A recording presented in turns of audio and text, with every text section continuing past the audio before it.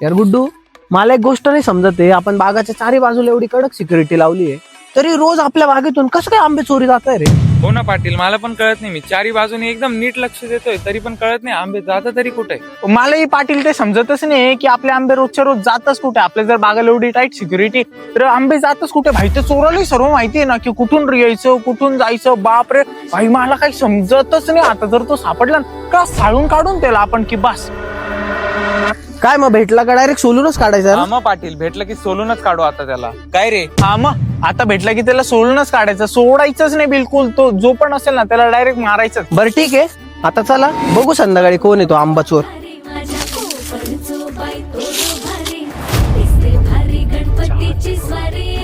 ए अरे बाबा चल ना, लेट होतंय आपल्याला. पाटील तुम्ही जा पुढे, मला तिकडे आत मध्ये थोडीशी गडबड वाटते. मी ना चेक करून येतो काय विषय काय नाही. बरं बरं ये.